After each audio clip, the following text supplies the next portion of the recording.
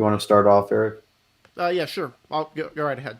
So, hey everyone, welcome to this week's edition of Redistricting Radar. We're back. We're going to try to get back to a regular podcast schedule here fairly shortly of adding in the episodes. Obviously, right now, we've got a lot of stuff going on. Our Twitter account, we're having issues with that. Hopefully, that will be resolved. But we're going to try and get back to streaming our regular schedule since we have the election coverage stuff out of the way. So, today's episode, as we mentioned earlier, or as mentioned in the title, is Illinois. Illinois is an interesting one because it's actually a very politically diverse and regionally diverse state, and the districts are gerrymandered at the moment, and will probably be gerrymandered. But there is an opportunity for that to be corrected or dealt with mid-decade. So, do we want to go ahead and go right into what the rules are for the state, or Yeah. So, I mean, looking at Illinois, I'm sure Eric can back it up, but I mean, it is currently a Democratic gerrymander that definitely yeah? drew the ire of Republicans in 2012, and it's expected to potentially be an even more profuse Democratic gerrymander come 2022. Illinois state law actually makes it, as far as I know, the only state in the country where districts for Congress don't legally have to be contiguous, which would be a heinous act, in my opinion, and utterly hideous. But And it probably wouldn't be who knows what legal they're going to do, nationwide. especially out of desperation in 2022 if Democrats are looking like they're going to lose the House. Who knows what Madigan will cook up over there in Illinois? Yeah. So we'll go ahead and show you the current congressional map, and I'm gonna. So obviously Illinois is a Democratic-leaning state, but it has a ton of voters that are willing to split tickets on a regular basis, and to some degree that gives Republicans a little bit of a geographic advantage, but not quite. It's kind of a really balanced state overall. So this is the current map, and downstate doesn't look terrible until you actually look at the basics. So 12 and 13 were drawn to be Democratic leaning districts, as well as 17. And then obviously you can see Chicago just got entirely butchered. It's really an unfortunate thing what they've done to the Chicago area, but this was mainly designed to create Democratic and Republican vote sinks. Although obviously District 6 and 14 they flipped last cycle. They were drawn to be Republican vote sinks, but have since turned into Mhm. Democratic leaning suburban seats. And if I'll And say so, something about that map, I mean yeah. it's basically the home of the dummy manders. Can you go back to it for a second? Oh yeah, go right. Yeah. Yeah, like I mean, just looking at this map, I mean, if you want to take a look at even in the Chicago area, I mean, the 10th district was held by a Republican named Robert Dold, who was challenged by Brad Schneider three times Mm-hmm. in a row, and the seat kept flipping back and forth until ultimately in 2016, Bob Dold lost by 6 points. The reason Hillary Clinton carried the 10th district by 30 points, so he was very good at ticket splitting when he held that seat up in Lake County, Mm-hmm. but he was not good enough to survive the hole that Trump put him in, as the 2016 Crystal Ball book put it.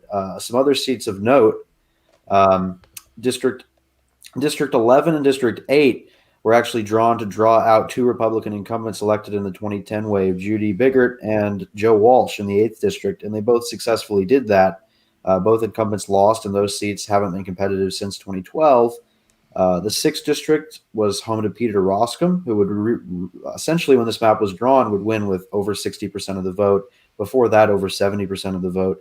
And he ultimately lost to Sean Casten in that just wipeout 2018 Blue Wave midterm. And he was just reelected last week over Gene Ives. So that's one seat that backfired that was originally drawn to be, pretty much a Republican vote sink, like Eric said. And District 14, Lauren Underwood beat Randy Holtgren, the Republican there in the last election. Some other Mm-hmm. things moving downstate as we move out to the west. The 17th district, that's home to Sherry Bustos. Used to be represented by a Republican named Bobby Schilling. And then after they redrew the district in the redistricting cycle, it turned into a seat that was at that time, and even as recently as 2018, considered pretty reliably Democratic. I actually mapped this district the other day, and Bustos won every county in 2018, beat Schilling by 6 points in 2012 and 10 points in the 2014 rematch. And just now had a race where she won by only 2.5 points. So it definitely, as I said in my map today, shows you how the Republican congressional districts in that whole overall driftless area, the other ones being Minnesota 1, Wisconsin 3, Iowa 1, are trending towards the GOP. And finally, down south, District 12 was probably their biggest dummy mander in terms of a seat they expected to remain with the Democrats. And St. Clair County is really the bulk of those Democratic votes. It's pretty Mm-hmm. much the only Democratic county in the 12th, home to East St. Louis, which is probably the largest Democratic city in southern Illinois on on the border with Missouri. And that was a seat that obviously Mike Bost flipped. And that was one And that it's pretty safe now. It's it pretty is reliably pretty safe Republican. now. I mean, when we look at the seat, I mean, Mike Bost, that was one of the seats that flipped back in 2014. And when it was Hmm. drawn in 2012, it was held by a Democrat named Bill Enyart.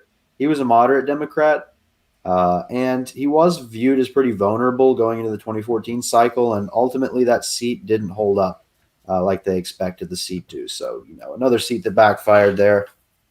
Hmm. Yeah, I mean, obviously, Southern Illinois is becoming increasingly more democratic. Although candidates like Tammy Duckworth, as I'll show in maps that I've produced for this, have actually done pretty well downstate. So there's a lot of geographic political diversity in Illinois, even as overall it tends to favor Democrats.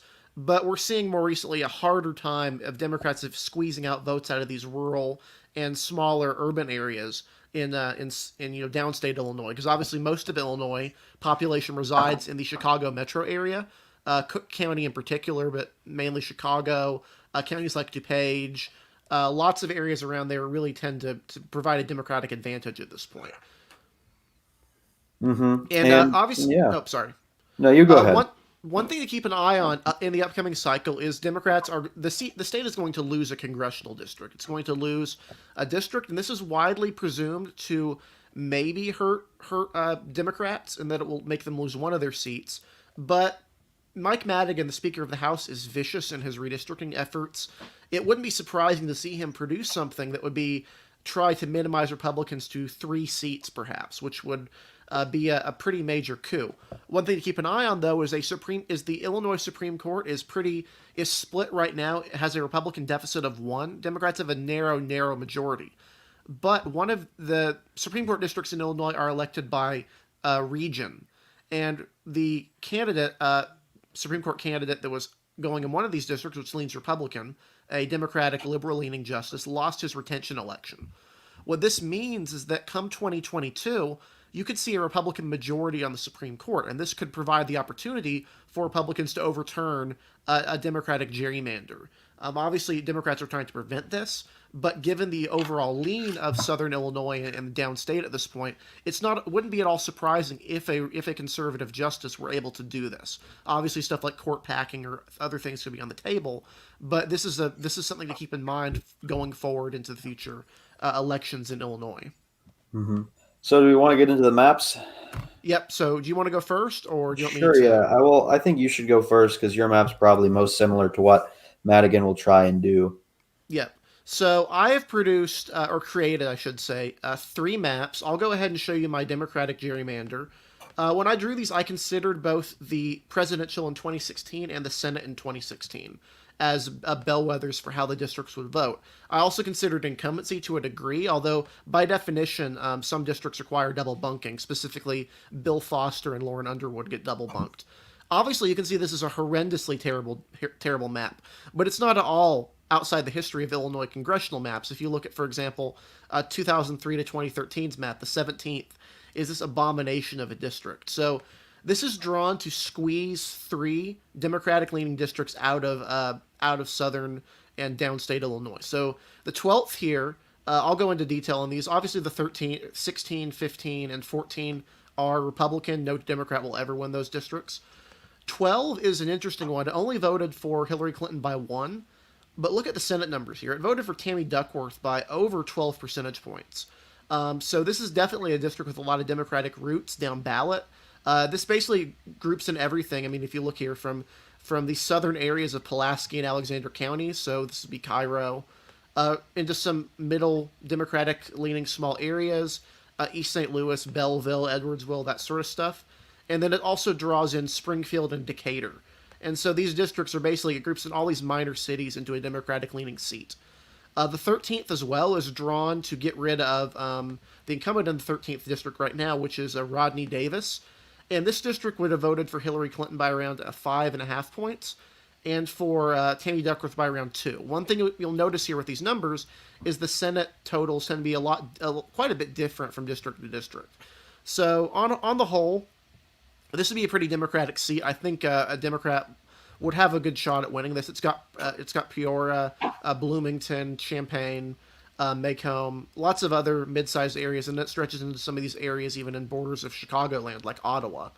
Finally, the 17th is drawn to protect Sherry Bustos. This district becomes Democratic around 6.4 points, and then around 4 points in the Senate race.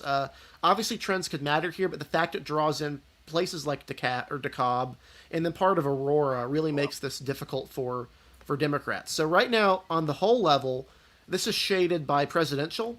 So I'm going to shade it by senator and show you the difference. Notice the differences in upstate. I tried to minimize them, but the 10th at the Senate level becomes a lot more competitive. You're wondering why the 10th becomes more competitive? Well, it's because the senator that was up in 2016 on the Republican side, Mark Kirk, is from Lake County. He used to represent roughly that area in the state. But I'm going to go kind of turbocharge you through the relatively competitive ones right here, just so we can get through this pretty quickly. The 6th goes in basically from these Republican-leaning counties out here, out on the outside, specifically places like, blow these county names up right here, Boone, McHenry, Kane. And then what it does, basically, it goes into DuPage and then parts of Cook County. This is a Hillary plus 15, Duckworth plus 10 seat. I tried to keep these seats around 10 points or more Democratic at the Senate level because that's the point where you could see a Republican theoretically be competitive. The 11th will be sure to annoy some people, but it's a necessity with losing a seat. Bill Foster, the incumbent from Naperville, gets double bunked here with Lauren Underwood, and he'd probably be a goner. This is a district, it's only 5 points Democratic or so at the Senate level, but that 17-point advantage at the presidential level should really keep this from being, from being too competitive of a seat. It also draws in places like Joliet, which I have family from, who grew up back when it was a much smaller area overall. Then finally, the 3rd right here is, you'll notice again, another Democrat plus 10 seat, and then draws in places like LaGrange. This basically is given how much Mary Newman underperformed in the current seat, only won by 10 points, she could very well lose this seat in a red wave. Kind of. Yeah, he might. At the presidential level, it's Democrat Lipinski won by 47 points in 2018. Yes, but this is only a Trump plus. This is only a Clinton plus like 13 seat. My seat is a Clinton plus 17. So this was mainly designed to keep Marie Newman from from being competitive here or from losing. You'll notice it draws in. So Republican areas. I didn't realize your seat was more Democratic. I didn't get your numbers. Yeah, never mind. Then I take that back. It's more Democratic. It's designed to do so, and the areas of DuPage County should probably be trending Democratic in short order. Also has a lot of Cook County, including a firefighter, cop central right down here. So those are all the competitive ones. I did keep the earmuff seat, which is unfortunate because I hate the earmuff seat. It also maintains the current split of having 3 VRA minority black seats, 7, 1, and 2, all 50% black. Finally, up along here, I made sure to do this just so there would be not be another situation with a candidate coming in like the Bost or not Bost, Bob Dole. Bob Dole situation. So 10 and 9 here, they both go into basically 9 goes into Evanston, so north of Chicago area, and then 10 draws in most of the Democratic areas north Chicago. Basically, this map should produce on whole is a 14-3 Democratic map every time. Although obviously, if Democrats were able to flip 13 or 12, they would be able to do things. But I think that strong Democratic strength in 12 at the Senate level would be able to save it for the incumbent, or be able to make a Democrat be a lot more competitive there. So, what about my fair map? So I produced a fair map, if I can find it right here, of Illinois, and Democrats aren't going to like this because a fair map of Illinois could give Republicans a chance at an opening, but this is the same logic that's used in Arizona. Yeah, my fair map actually gives the Republicans a chance to have a majority in a good year. The thing is, there's a lot of competitive areas in Illinois, and it's not our job to draw maps that are based on that are for party lean. The idea the Stephen Wolfs of the world will tell you need a gerrymander Illinois to give Democrats an advantage, but I don't see a need to do that. So what does my fair map look like? Well, it actually looks pretty good for Democrats in a lot of ways. So you'll notice right here, downstate is really, really clean. Super duper clean. Democrats actually have a pretty good shot at places like 16. This is a district that, even though it would have gone for Trump by 17, Tammy Duckworth still wins this by 4 points. Places like the 15th, 14th, and 13th, though, gradually, they become out of reach for Democrats, I should say. The 12th is also a good opportunity for Republicans. This is a Trump +4 seat and a Kirk +4 seat. So this is places like Rockford and DeKalb and Ottawa, and this is probably their best Chicagoland seat on the whole. So overall, they're probably favored. I grouped these in order. It's not intentionally ordered by party lean, you'll notice, but all these seats from 1 to 11 are Democratic, and all the ones from 12 to 17 are Republican. So you can do the math here. There's 11 Democratic leaning seats, and there's 6 Republican leaning ones. What about the other ones? Well, 11, Democrat +8, presidential level, and then Duckworth +4. Very competitive seat. Goes from from Elgin into these other 2 counties down here, which lean Republican. What about the 10th? I actually like this one a lot. That This would be 11 looks very similar to my 11 on my fair map. Pretty Yeah. much the same exact shape. I try to keep counties intact and cities and townships intact generally. The 10th is also interesting here. So the 10th goes into is all of I'm trying to remember the name of this county right here. This is a pretty large county. Will It has County. Will County. You'll notice right here it also has a little bit of the areas of some smaller cities in Chicago area. This is a Democrat +5 seat and a Democrat +7 one at the Senate level. So again, still theoretically competitive. 9 is another one, very ancestrally Republican, DuPage County. Notice right here, Trump loses this seat by around 15 points, but Mark Kirk only loses it by 4. Finally, 2 more is 2 right here is really interesting for Republicans. This is a Duckworth +11 seat, but theoretically this is their best chance at a Cook County seat. And then finally, the first up here is the Lake County seat, and you'll notice right here again, Trump loses this by 18 points, but Kirk only loses it by 4. So, in a good year, Republicans could win. They could win these 6 seats right here, then win 7, 8, 9, 10, maybe 11 in a really good year. But that's saying a lot. It would have to be a really, really, really good year for Republicans. Finally, a few more things before I close off on this fair map and then go into my Republican gerrymander, is I tried to be fair with these minority districts. I tried to not draw them insanely. So 8 right here is a 52% black seat, and it kind of cuts off some areas of Chicago. It has South Chicago as well as a lot of these smaller cities to the south, very Democratic area. The 7th is also a VRA seat. I tried to keep it mostly within Cook County. For the purposes of this, I tried to make sure Cook had as many seats within Cook County as possible. So even though this has these firefighter areas, I do think it's kind of fair because you need that VRA black seat right here. The 6th as well is actually a Hispanic seat. You don't need to draw an earmuff district to draw a Hispanic seat. This goes in from Cicero all the way up through areas right here. Very Democratic area. And then the 5th is a black plurality seat. While 4 and 3 and 2 are these white seats. So overall, Stephen Wolf would not like this map. As he posted on Twitter yesterday, he's not a fan of nonpartisan maps in Illinois. But I think it's a pretty fair map overall. Finally, Stephen Wolf also works for Daily Cost, so... Yeah, to be fair, his rules are kind of a bit iffy. He thinks Washington is a Democratic gerrymander because it doesn't have 7 safe Democratic seats as opposed to 10. That's fine, but you could actually see what an actual Republican gerrymander would look like here. So, lots of differences here. You notice how I split downstate. I did this intentionally to make sure these aren't competitive at the Senate level. So 12 and 15 here, these are both Trump plus, big seats for Trump, but they also aren't really Democratic down ballot. 14 is Republican leaning as well, and I don't think Sherry Bustos would be able to win this district. If you look at it, it kind of stretches from these Chicago exurb areas up here, and then goes into areas around Peoria and Bloomington. 16 as well. You notice how I drew it? I actually drew in a lot of these areas in Will County, and this is a very Republican area.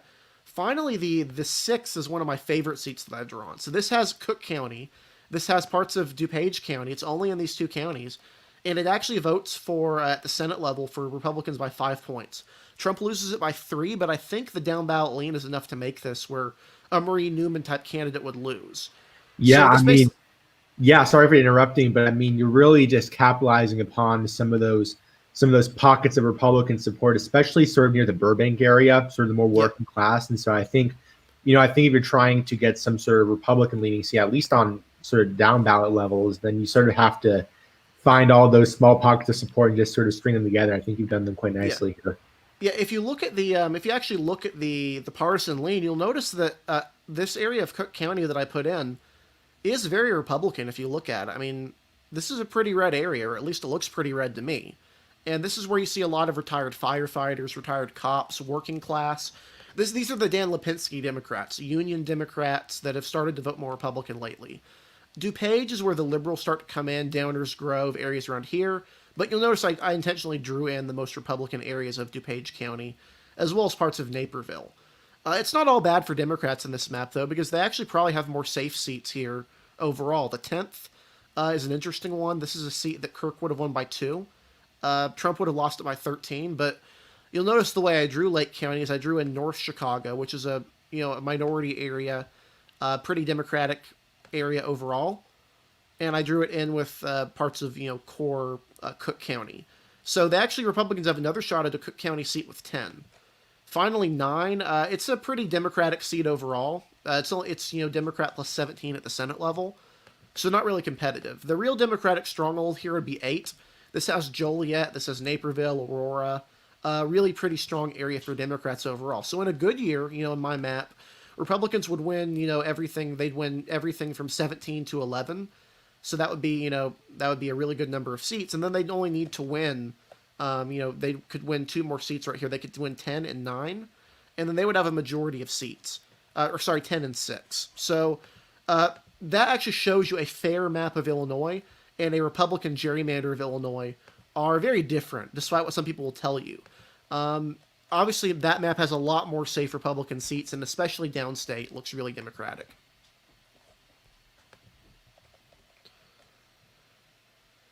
You're muted, Harrison. Sorry. Yes.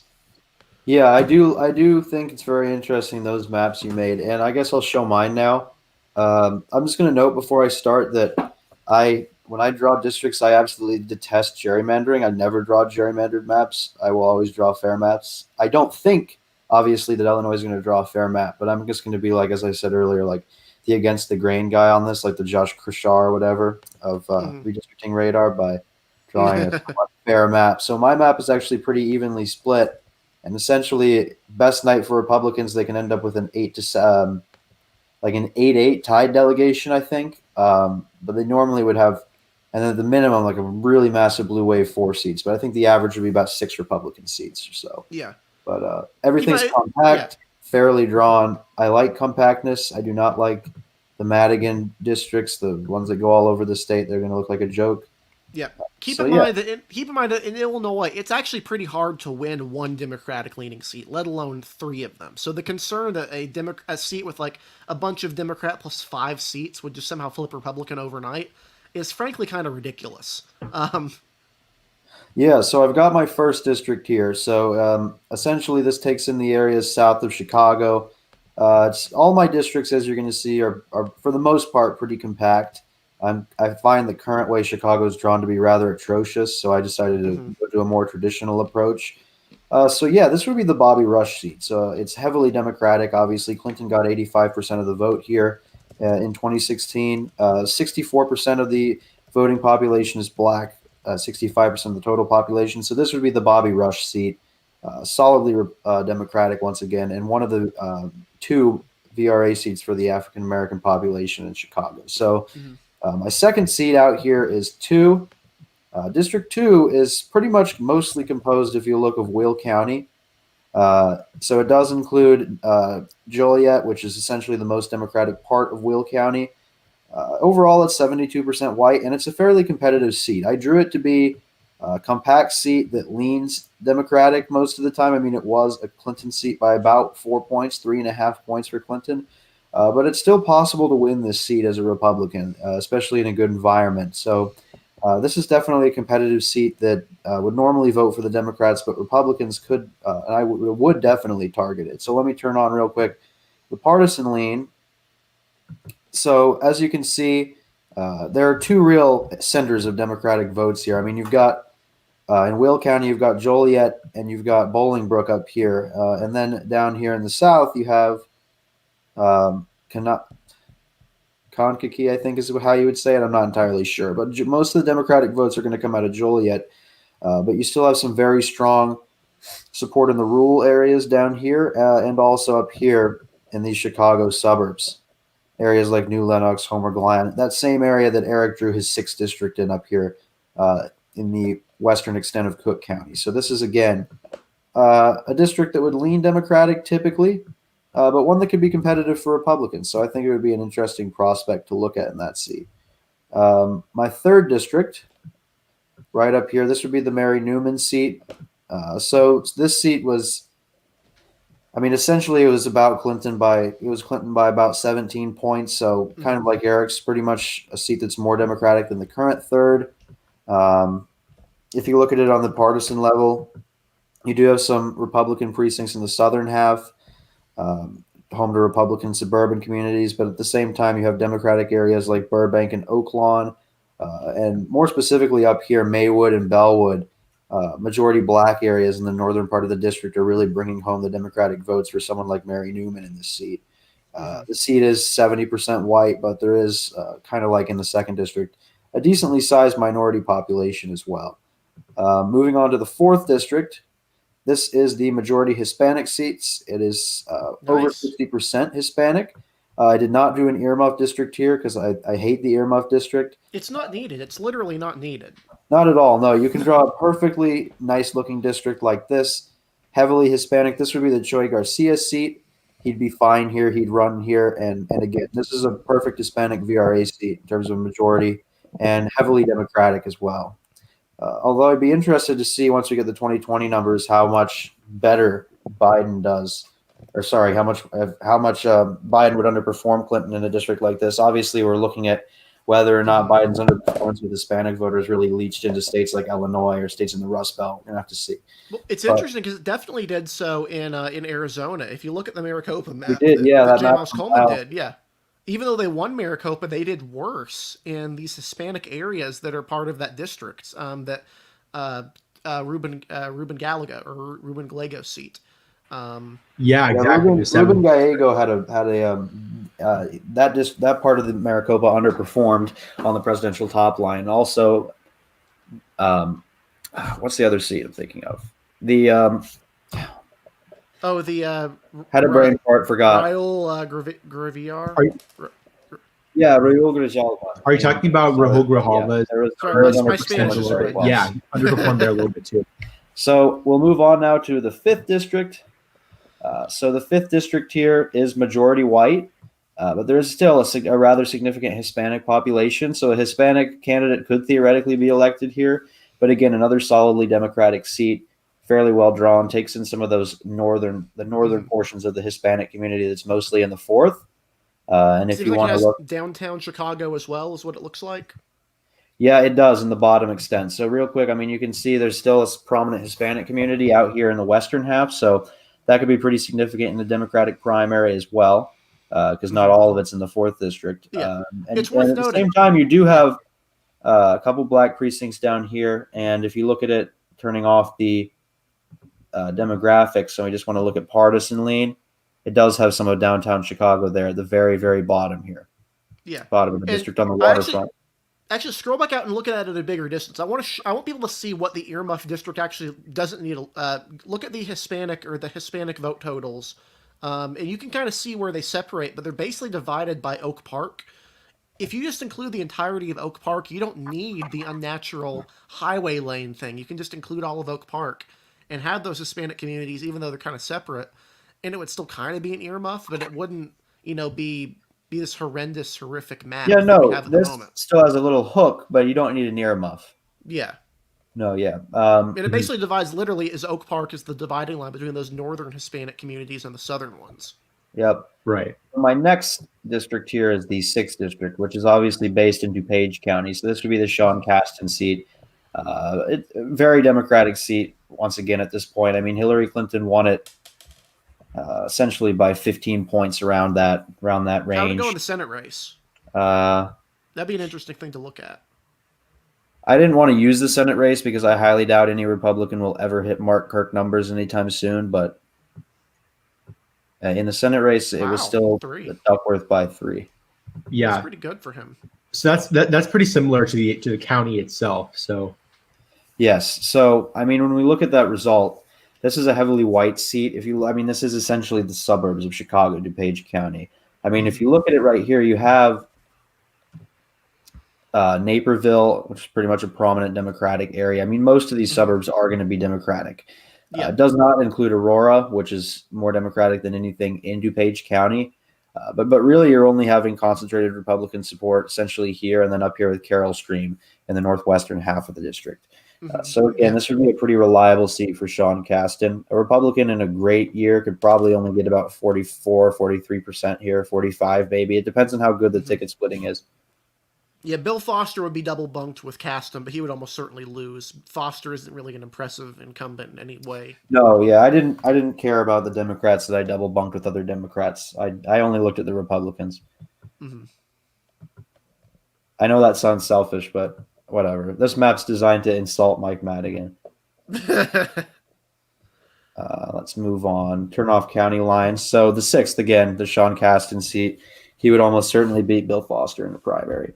Lauren Underwood's in DuPage too, so maybe Lauren Underwood would jump in and have a 3-way primary between all 3 representatives in the 6th district. Yeah, well, Underwood and Bill Foster. Wouldn't that be a fascinating primary in this district? Also, as you noticed, I've made this really compact. I like compact districts. Districts should look normal. They don't have to look ridiculous to accomplish a goal. I mean, I think that's like characteristically, looking at the lines, it's a much more liberal district than Lauren Underwood has right now. So I could see her winning a primary with all of those candidates, just given the nature of it. Yeah, I mean, she wouldn't want to run in the new 14 I drew. District 7 is the other majority black seat, about 67% black. It's the most Democratic seat on this map and the most heavily African American seat on this map.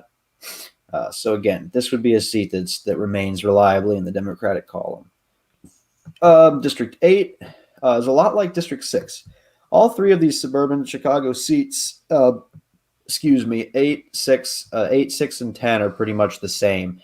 Clinton won all of them by about 15 points. Trump got about 38% of the vote in all 3 of these seats. But the 8th district's the other one. This would be the seat for Raha Krishnamurthy. And again, it's slightly more Democratic than the 6th, but you have the same problem for Republicans that you don't have further out from Illinois or from Chicago. I mean, simply looking at it, most of these suburbs, most of these areas outside of Chicago, if you get further out, even as you get further out, they're still going to be mostly Democratic. I mean, these are collar counties where the Democrats have made massive gains over the last decade. And it's just really hard to see a Republican winning a seat like this, even with the Democrats not getting over 60% of the vote in the 2016 presidential contest. Mm-hmm.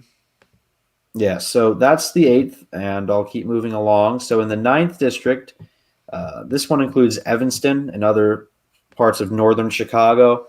This is another heavily Democratic seat, majority white, about 67% Democratic. It also includes part of the Chicago airport.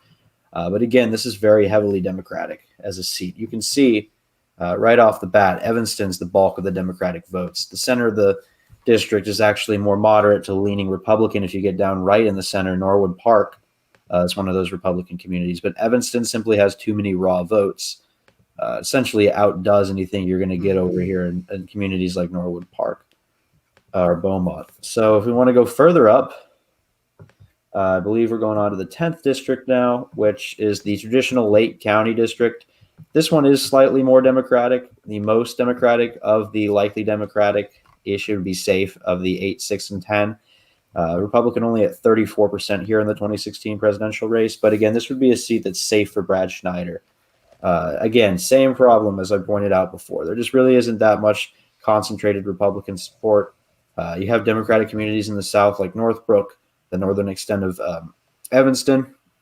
You have communities like Round Lake Beach and Vernon Hills, which again, those Lake County suburban areas that are trending towards the Democrats, and then North Chicago, which obviously has a decent minority population and is fairly Democratic. You do have some Republican communities out here in the surrounding parts of Lake County, but again, not enough to really make a major difference in this race. So that would be one that I would not see the Republicans targeting. Now we get out of the Cook County area where we have the more Democratic seats. And 11's a lot like 2. It's a seat that narrowly leans Democratic. It was about Clinton +4, but just like Illinois 2, it could flip in a good environment based on how I've drawn it on this map. I drew it very similarly to Eric if you want to look at it.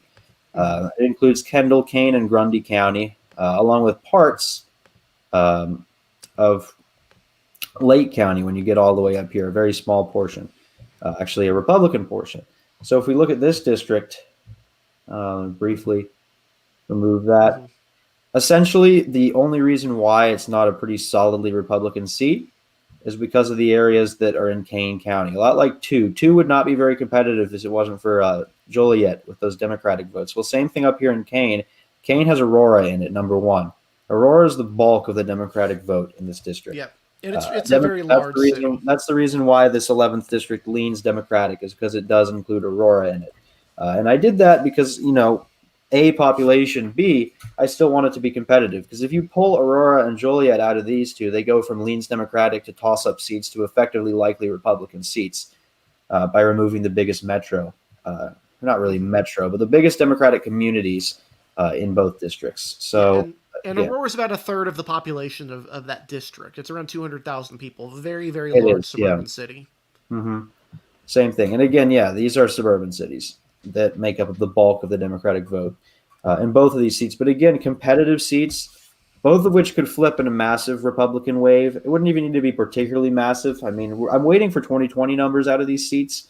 But again, I mean, both of them are only essentially Clinton plus 3.5, Clinton plus 4, nothing overwhelmingly Democratic. Yeah, and Kendall and Grundy are in particular probably the two best Republican counties in Chicagoland at this point. They're the two smallest and the two most rural counties grouped into that area at this point. Yeah, so, I mean, I guess Bill Foster could, if he realizes, oh no, I'm about to lose a 3-way primary to Sean Casten and Lauren Underwood in this 6th district, he could just say, screw it, and jump over and move to the 11th, set up shop in Aurora, and then he'd probably be fine. He could have a tough race in 2022 if this map was used in my fantasy land. It's a competitive seat. It would not be assured, but I think it would be better for his political future to move over to a lean D seat like this and fight some close general election campaigns than risk what would be almost certain defeat, especially in a 3-way against 2 other far more energetic, far younger representatives at this point. So that's a possibility on this map. I think that's what Bill Foster would end up doing. I don't think he would just let himself lose the primary, and I don't think he would jump over to the 2nd district. He could also jump over to the 2nd, but the 11th is slightly more Democratic because of Aurora. So I think he would have a better chance in the 11th than the 2nd. It's about half. It's right next to Naperville, so it's like not a huge jump even. No, yeah. We move on to District 12. District 12. We're getting now down to the downstate districts, and let me turn off partisan lean. So District 12 here. I drew District 12 pretty fairly. I could have drawn it to be more Republican, but I figured Mike Bost is pretty good at outperforming the top of the ticket down ballot, so I don't really think it's an issue. This is still a Trump plus 12 seat. It's not exactly a walk in the park for a Democrat to flip it. Essentially, they'd have to run up a massive margin in St. Clair right here. Mm-hmm. I mean, let me get the statistics. I mean, they'd have to do very well in St. Clair, which is the only Democratic county in the district. It's home to East St. Louis. But again, there aren't really enough Democratic votes there, as you can see, to really make a difference. In fact, if I load up even the 2008 presidential data, obviously on this map, Obama would have dominated. But even still, Obama only won this seat by about 10 points. So it's not exactly the type of territory where we're looking at a Democrat doing well. I will say, though, that Tammy Duckworth did win this district, but that's unprecedented because Tammy Duckworth in counties like Gallatin County was gave Trump 71% of the vote, and she won it by like 4 or 5. So that's obviously something that's not going to happen very soon, which is, again, why I don't use that Senate data, because I doubt the Republicans are going to have residual support to the same extent as Kirk in some of those districts like the 10th and the 6th in northern Illinois. And I highly doubt we'll see a Democrat with that strong of a pull in southern Illinois, especially on the congressional level. So I just presidential data, because that Senate race is a different animal, and it's something that I don't think we'll see anytime soon. But basically, Mike Bost, he'd be fine in this district. He'd way outrun Trump here. He could get up to 56%, maybe more. Who knows? It really depends. But just 53% is probably a bit low. So I mean, this does look, fairly similar to the modern incarnation of it. But 10 years ago, this would have been seen as a Democratic perhaps sort of a gerrymander. Now it's a dummy mander because you have Alexander County, I think it's on the bottom there, which was a historically Democratic county that flipped to Trump and really has never looked back. And then Cairo, Illinois. The St. Louis area as well. And so this is, as you mentioned, Harrison, this is not a district that would go back to the Democratic column anytime soon, but historically this would have been better for them. Mm-hmm. And ever since Bill Enyart lost as one of those really vulnerable incumbents to Boston 2014, I mean, that basically solidified this as their downstate dummy mander. So I figure, I mean, why change it? It has proven to be a dummy mander, and there are no trends that suggest it's going the other way. So I figured, why not keep it? Plus, we need to keep population balanced for my other seats. So 15 is the Mary Miller seat. I've confirmed Mary Miller does live in the seat. She lives in one of these rural Coles counties where Mary Miller lives. So this, again, no trouble here. I don't even really need to say it. I mean, Trump got 70% here. This is never, ever voting for a Democrat unless you literally bring back Glenn Poshard from the late 90s, in which case then it'll vote Democratic, but not. For perspective on how Republican this area is, there are a large chunk of these counties held referendums this cycle, adjacent with the presidential one, on kicking Chicago out of the state of Illinois.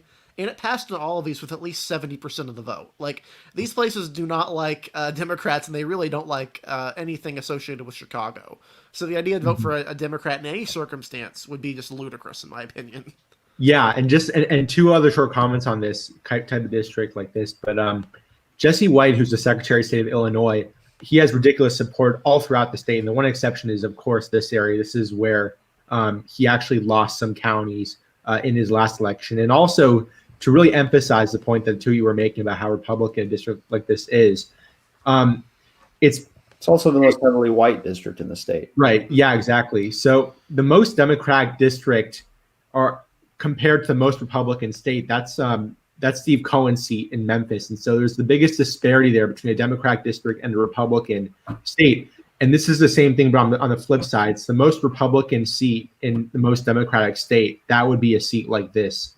Yeah, you can see this right here. Yeah, I mean, you look at this right here. Jesse White won 68% of the vote, but look at how many of these counties didn't vote for him. I mean, this is just ludicrous margin statewide, and it means absolutely nothing.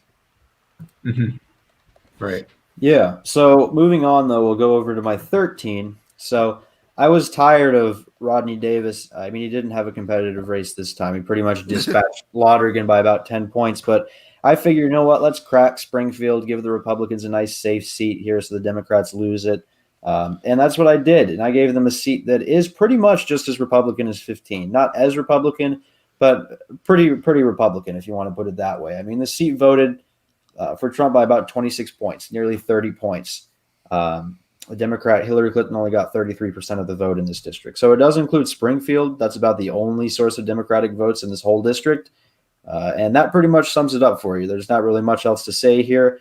Rodney Davis lives right below Springfield in Christian County, right below Sangamon County. He lives in Christian, so he'd be fine in this seat, and he'd never have to worry about having a competitive race ever again. So that is definitely something that needs to be cleared up, because I don't really think it's at all fair that the Democrats have any competitive advantage in downstate Illinois, or even a competitive foray given their advantages throughout the rest of the state. District 14, another seat that I drew to be more Republican. A Democrat could win this. It's like the reverse of districts 11 and 2. 11 and 2 lean Democratic but could vote Republican in a good year. District 14 leans Republican but could go Democratic in a good year. In District 14, as I said, Lauren Underwood would not run in this district because she lives in DuPage. So we'd have to see. That would be potentially a double bunk cast in Underwood with Foster moving to 11.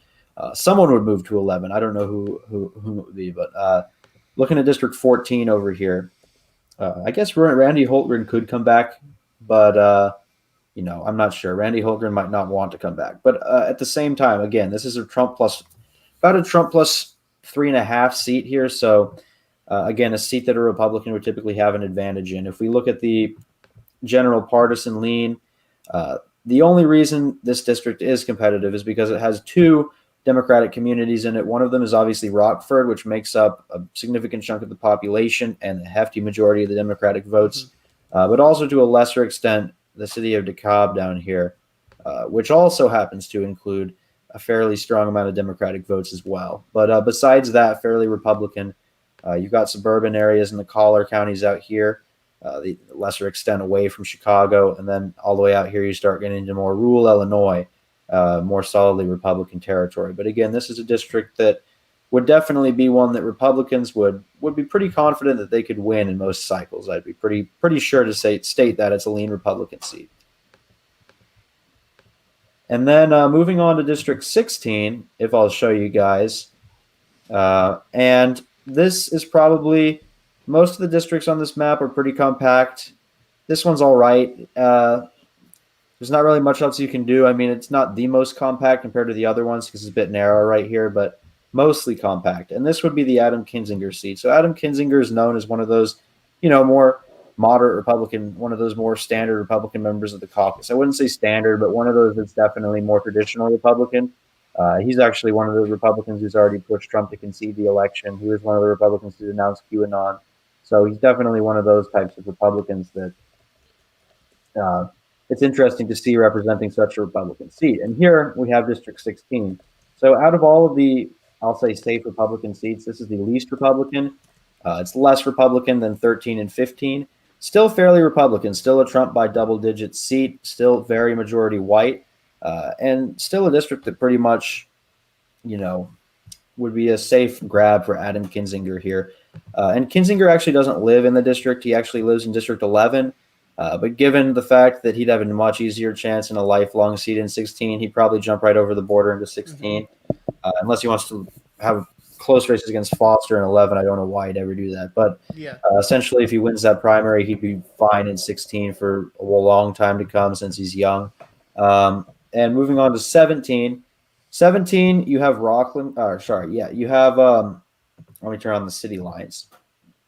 Rock Island County up here with Davenport, or the Illinois side of Davenport. That's where you get most of the Democratic votes. That's where Sherry Bustos is from. And also in Bloomington down here in McLean County. So again, some very interesting stuff as well. But this seat is designed to draw out Sherry Bustos, and I think it does it pretty successfully. Sherry Bustos would not win this seat. She barely won a seat this cycle that was Trump plus 0.1 last time. This seat is essentially Trump plus 7, possibly more than that. So again, this is not a seat she would win. So she would be toast in this seat in 2022. She'd most likely get around 44-45% of the vote. I really don't see her outrun after 2020. After that performance, I don't see her outrunning the top of the Democratic ticket, whatever that would be, by that significant of an amount. So this would be a seat that would probably flip to the Republicans, and it would remain pretty reliably Republican. Definitely out of all the seats that are feasible for a Democrat to win, and this is possible, definitely not as winnable for a Democrat as a lean R seat like District 14. So looking at the map as a whole, looking at the map as a whole, turn off county lines, and I'll wrap up here so Jared has time. Again, it's a pretty balanced map. The Democrats have their safe seats up in Cook. They have 3 seats that are pretty reliable wins in the collar counties out here.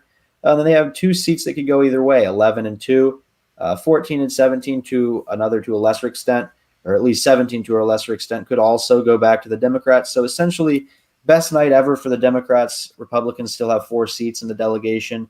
Worst night for the Democrats possible, and the Republicans get 8 seats. They flip 11-2, hold 17 and 14, and win the other 4 safe Republican seats.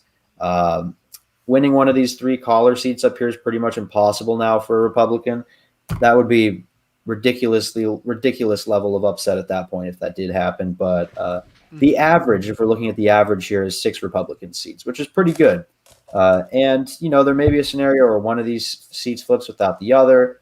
Maybe the Republicans hold this one, flip, and then Democrats flip that one, depending on the environment. But real quick, we'll just look at the statistics.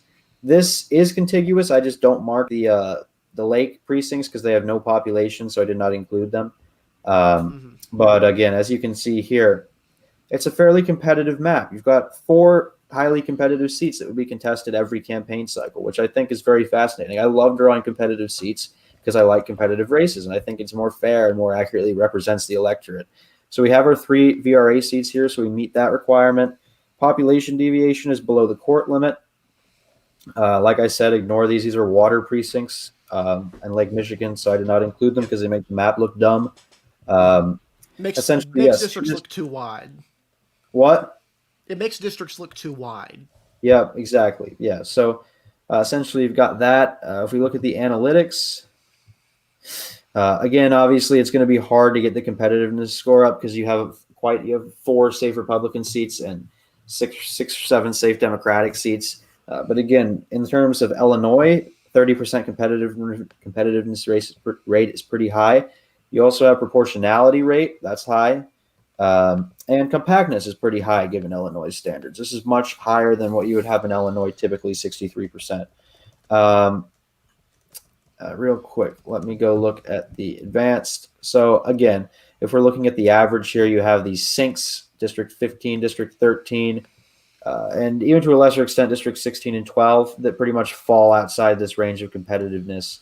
And like I discussed earlier, these collar seats, essentially 3, 6, 8, 10, fall out of that range. And then you have the safe Democratic seats. So really, essentially, I like the yellow on DRA because the yellow pretty much accounts for if it's a Republican wave midterm or a Democratic wave midterm. Either way, it swings. Which seats in the state could flip? Which seats could be competitive? So, like I said, we have 4 fascinating competitive seats. So, District 17 will be Republican most of the time. 14 narrowly Republican most of the time. District 2 and 11 narrowly Democratic most of the time. But again, you've got 4 competitive seats here that could theoretically go either way in a good year. So I think that's the goal of this map. And I liked drawing it because I think it looks nice and I like compactness and I like competitiveness. So that was my goal here. Yep. 13-5 is, or sorry, 12-5 is not a terrible split for Illinois. It's actually pretty proportional overall, Well, which is, I think, what DRA is recognizing. Yeah, it was 6 Republican seats, actually. Oh, 6 Republicans, sorry, 6. Yep, so that's pretty good. So, Jared, you want to go ahead So, and show Jared, us you your map? can start. I have to go out at 9, but you can start. Yeah, I'll be on until, so take however long you want. Yeah, here, as so long just as you gotta want. jump off it. Yep. Oh, you're muted, Jared. Okay, yeah, let me share my Yep, there you screen.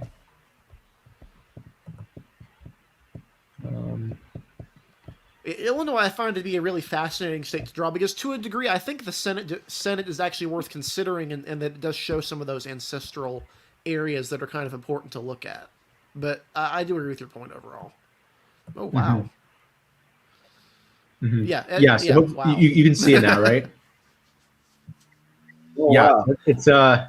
It's interesting, but I'll explain it to the best of my ability. So I would be comfortable considering this a Madigan manner. I mean, really trying to extract those areas of Democratic support downstate. I mean, these are perfectly legal and they abide by the population requirements and all the stipulations, but they have to get whatever they can get if they want to maximize Democratic representation here. So I'll go one by one. Sorry, let me start with the first. So we'll start with number 1. This is Bobby Rush's district. Just south of the city of Chicago, it takes in a lot of predominantly African-American neighborhoods. It's a majority African-American seat. University of Chicago is in here, and then it sort of swoops down a little bit, takes in Calumet Park, Oak Forest, and then down sort of on the border with Will County. And so it's a solid Democratic seat. Really what Bobby Rush is going to have to look for, and this is something that applies regardless of the shape of his district, but it's a primary challenge. I mean, just looking at his record, he's a member who hasn't showed up for a lot of votes, and so there have been some just some communications within his district of a potential primary challenge, and so it's something I would definitely see, or I definitely expect to see in the future, and so that's something that's going to apply here as well. This is Robin Kelly's seat. She lives in the seat. She lives in Madison, which is right here. It's another majority Black seat. It takes in a lot of those southern suburbs, which are overwhelmingly African American. Chicago Heights is really sort of the base or the focal point of this seat. It extends from Lake Michigan down. And the problem with a seat like this, and this is just a problem that you have to deal with, is that it's hard to have a lot of these Chicago-based districts and need just a little bit of extra population. So you sort of have to go down to some of these downstate counties. But of course, the Democratic lean of this urban section just completely overwhelms any of the red that you're going to see in the rest of these areas. And so it's really much more dense and much more compact than it looks. Here's the third. So the third, as we all know, Dan Lipinski lost his primary. He's a much more conservative Democrat, really following the footsteps of his father, Bill Lipinski, I believe. And it takes in a lot of these, or its district rather, which is the third, takes in a lot of these working class areas of Chicago, some of which, or at least most of which, have trended Republican in recent years. And of course, he lost his primary to a more liberal challenger, Marie Newman, who's going to be taking office. And this is really meant to sort of preserve the slight Democratic lean of this district that I think is emblematic of its working class nature. And so you can see here, if we look at the actual precincts, there are quite a few Republican areas in here. And you can see this one area, Mount Greenwood right here, it's very working class, and it's a just a Republican bubble amidst a sea of Democratic support. And it extends to this area. So going back, you can see that it really is based in Southwest Cook County, which is where Chicago is, but also goes a little bit into DuPage County, takes in sort of that tendril that sticks down right here, and then some of northeastern Will County. And so it has a Democratic lean. But if you have someone who legislates very liberally, I could see a Republican challenger being able to get close, especially in a Democratic president's midterm. Okay, going to the fourth. So the fourth, this is going to be Chuy or Jesus Garcia's district. It's a majority Hispanic district, and it does resemble the earmuff that we see in the modern version of the district. But I just felt that for efficiency, instead of having to take in Oak Park, which is totally viable, and it could absolutely preserve the nature of this district as a majority Hispanic seat, but I really wanted to just preserve the integrity of this district and not try to dilute it with any sort of types of votes. And so that's why I drew it the way it is. You see Cicero's in here. Some of these southwest suburbs sort of meld together with the other ones that are in the other districts, but a lot of working class individuals here, but it's a majority Hispanic seat, and so it stands out in that regard. The fifth district, this is Mike Quigley's district. It takes in areas north of the city center of Chicago. Not much to say here. It's absolutely a much wider area. Really, you can see if you look at the demographics here, that this is the city itself is very segregated, and you can see that the district takes in a lot of the more white areas, and so really just typifies the degree of segregation, hyper-segregation. I would say I'm gonna head off now, but I'll see you guys next week on Indiana. Yeah, Good thanks, luck, Harrison. guys. Thank you. Okay, so going back, so you can see this is the district here. Again, not much to say here. It almost goes to O'Hare, and so it takes in some of these suburbs around here, but that's really the extent of it. Here's the sixth. So the sixth was essentially drawn as a Republican vote sink back in the last redrawing or redistricting, because DuPage at that point was a marginally Democratic county. It was a decently Republican county during the Bush years, and then Obama won it handedly in 2008. And he won it very narrowly in 2012 by around 1 to 2 points. And so they needed a district that would effectively consolidate all the Republican areas. But that's not needed anymore because Donald Trump drastically underperformed in suburbs like DuPage County. And so this is why I drew this district. It's a Democrat-leaning district. It'd be very hard for a Republican to win here under normal circumstances. But it's a district that, with a down-ballot candidate like Mark Kirk, someone who has a lot of suburban appeal, they could win this district. And so I really try to make this district as sort of a district that could really be emblematic of the differences between up-ballot and down-ballot voting. And so you can see a Republican down-ballot doing a lot better here if they have the right amount of suburban support. And you can see it takes in parts of Lake County, Henry County, Kane County right here, and then the base is really DuPage County. And Downers Grove is a part of it. That's where Sean Casten lives. So all the incumbents here are drawn into their seats for the most part, but he's also drawn into this seat. The seventh is urban Chicago. This is Danny Davis's seat. This is another seat that is plurality white, and so there isn't a majority demographic here, and there's a large constituency of both Hispanics and Blacks.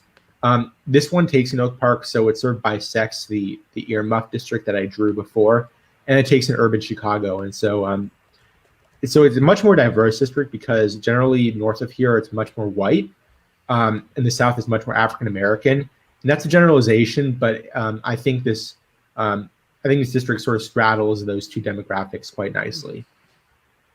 Now here is the 8th district, and the 8th is represented by Raja Krishnamurthy, and he lives in Schaumburg, which is in the northwest suburbs of Cook County. And this is an area that's been trending Democratic as of late. Places like Schaumburg, Palatine, Arlington Hills. We started to see this with Donald Trump's performance here. He lost ground in a lot of these areas. And now we're starting to see on the state legislative level, there were some seats here that were lost for Republicans just last week in the elections on the state legislative level. And this is a solidly Democratic seat. It'd be very, very hard for a Republican to win this seat. They'd have to pull some sort of, a Joe Walsh maneuver. And he actually won sort of an incarnation of the seat back in 2010, but even that was seen as an upset, even in a favorable year for Republicans. So it's virtually impossible for Republicans to win the seat. Raja Krishnamurthy, if he wants to keep the seat, he will. The ninth is represented by Jan Schakowsky, and she's from Evanston. This is a college area with Northwestern University. Skokie, which is home to a pretty decently sized Jewish community. It takes in places like Elk Grove Village, Arlington Heights, as I mentioned before, Park Ridge. Solidly Democratic, but much more white than a lot of the Chicago-based districts that we were talking about earlier. This is Brad Schneider's district. It is the Lake County-based district, the 10th. Takes in Waukegan, North Chicago, Zion. These were areas that Mark Kirk did very well in back in 2016 because he's actually from here. He's from Lake County. He used to represent the 10th district. And then during the Obama era, it was competitive on the congressional level. It rotated almost every election cycle between Bob Dole and Brad Schneider. And now it's a safely Democratic seat with the suburban shift towards Democrat in the age of Trump. And Schneider is from Deerfield right over here, so near the border with Cook County, but a safely Democratic seat. The 11th, so here's 11th. So this is Bill Foster's seat. He's from Naperville, and so you can see Naperville is in here. But not the entirety, and I'll talk about that later with the 14th district. This is very much similar to an older version of the 14th district. So if you want to look it up, it was actually the one that Bill Foster himself represented before he lost an election to Randy Holkert in 2010. But this is a district that also jetted out to more of these downstate areas. And so most of the population lives in Aurora and Naperville and Joliet. And so this is kind of a deceiving district, but it has to get that population from these more rural areas. The 12th district is where we start to go downstate. So my theory, my idea is that they're going to try to merge the two current Republican districts that are down here. That's sort of my understanding of it. And those would be, again, merged into a single district. So you can see here that St. Louis suburbs, East St. Louis, is not in this district.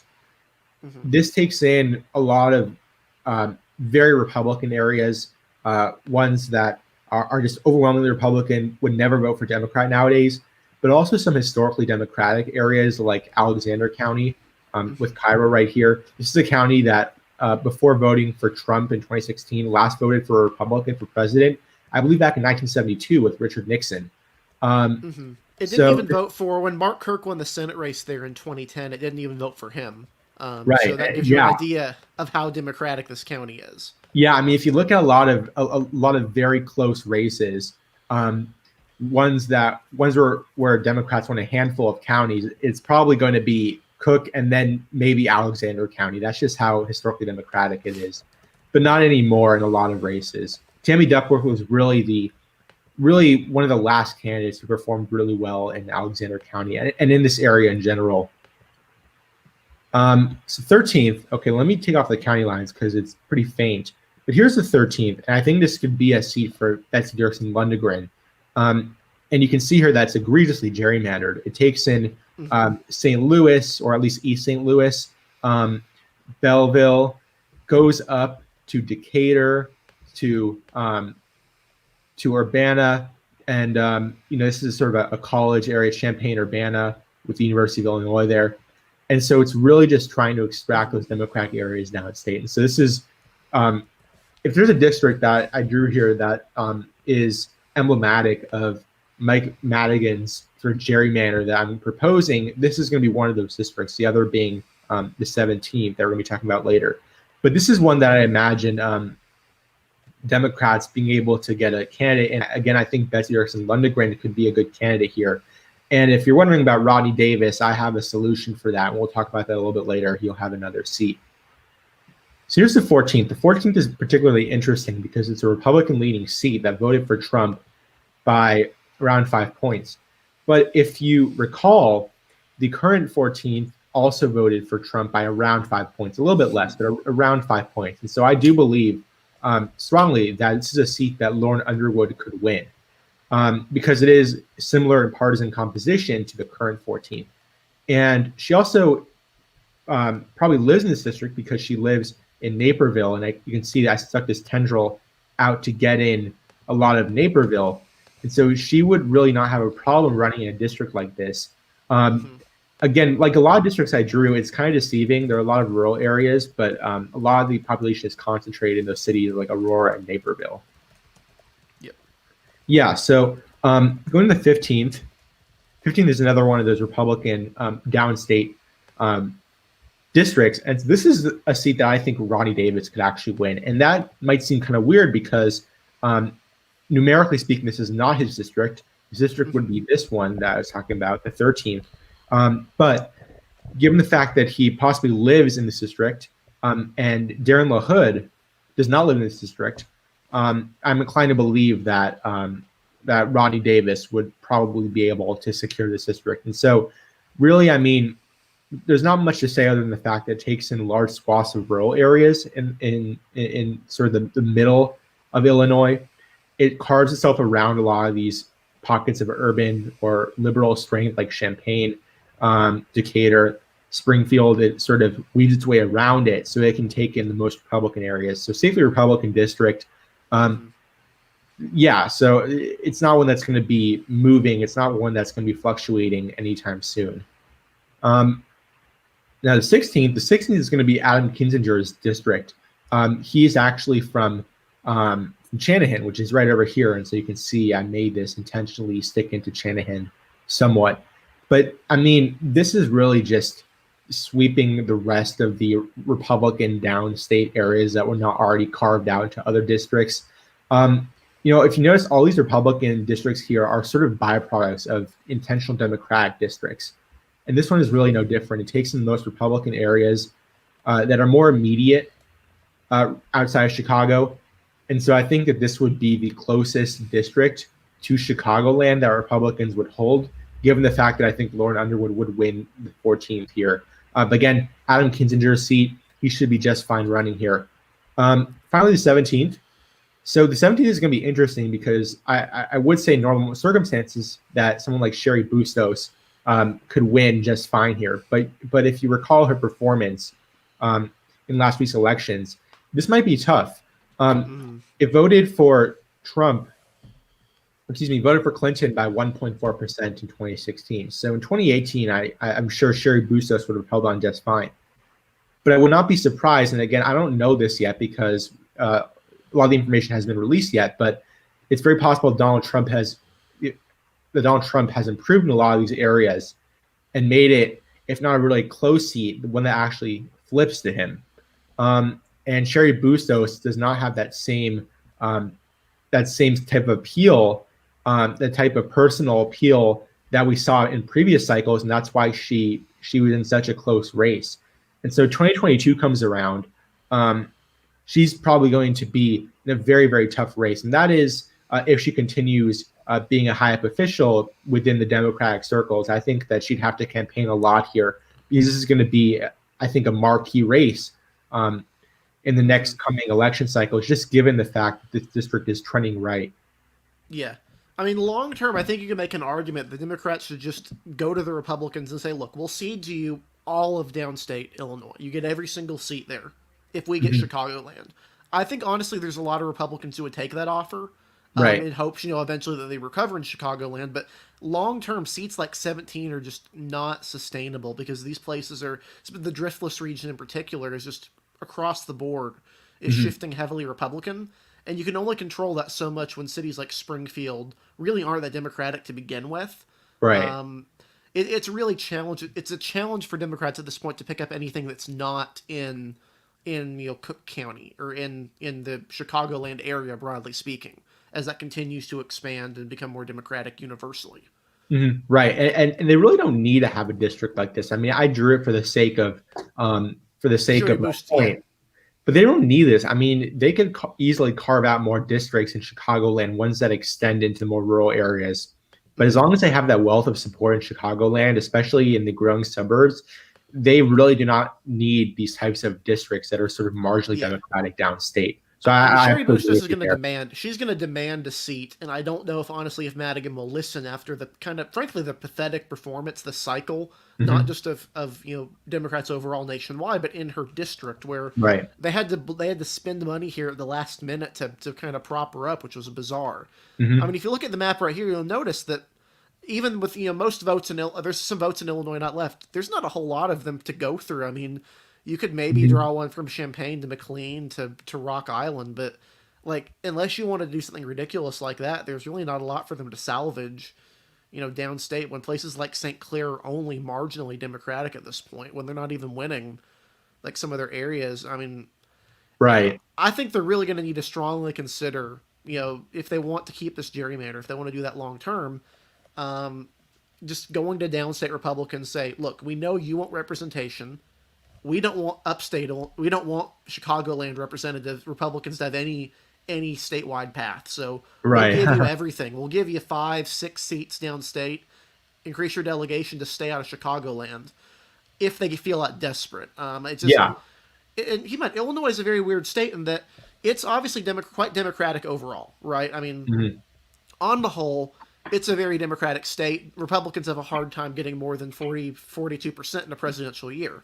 Mhm. But in midterms, Republicans tend to do very well in Illinois, especially in midterms under a Democratic president. Think about Right. the last time that was 2010, 2014. 2010 they flipped Obama's Senate seat. They almost flipped the gubernatorial race. Mhm. And if they had a better nominee, they would have. And then 2014, they flipped the governor's race there, but they also did respectably against Dick Durbin, who, I mean, up until then, had had no issues winning places downstate. Last time in Yeah. 2010, Republicans actually gained a majority of House seats under a Democratic gerrymander Mhm. without a majority of the vote. So it's kind of a balancing act at this point as to what they want to prioritize, especially with that pending problem of potentially a Supreme Court that being drawn by districts not elected statewide or appointed could present problems long term for redistricting in Illinois. It's a unique issue Definitely. you don't see in a lot of Democratic states.